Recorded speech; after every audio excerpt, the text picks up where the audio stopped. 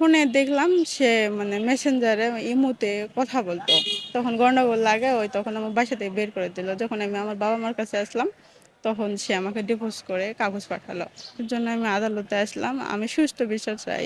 স্বামীহার মতো এমন সংসার ভাঙার গল্প নওগাঁর আদালতে বেড়েই চলেছে। বিয়ের পর আস্থা বিশ্বাসের সংকটে মেহেদির রং মোছার আগেই দাম্পত্য বিরোধ গড়াচ্ছে আদালতে।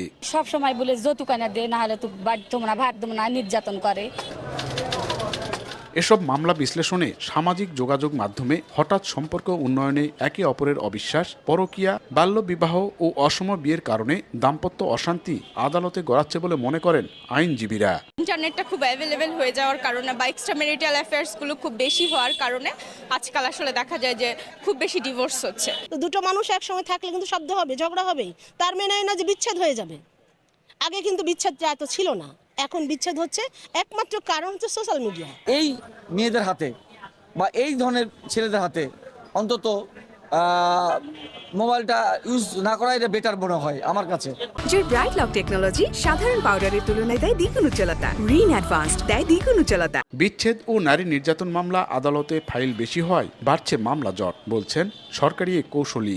সাংসারিক যেমন অনেক বড় পার্ট জীবনের, সেই বোধ শক্তি তাদের মধ্যে না আসার কারণে মামলা কিন্তু বাড়তেছে। এটা ছেলে পক্ষ আসে বলতেছে, তবে ম্যাক্সিমাম মামলা করতেছে মেয়ে পক্ষ।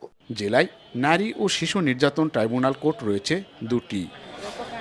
সংসার জীবন রচনার অন্যতম ভিত্তি হচ্ছে আস্থা ও বিশ্বাস, আর এই আস্থা বিশ্বাস সংকট থেকেই তৈরি হচ্ছে দাম্পত্য কলহ, যা শেষ পর্যন্ত গড়াচ্ছে আদালতে। আদালত সূত্র বলছে এই মুহূর্তে এই সংক্রান্ত মামলা বিচারাধীন রয়েছে 4543টি। নওগাঁর আদালত চত্বর থেকে এম আর রকি, সময় সংবাদ।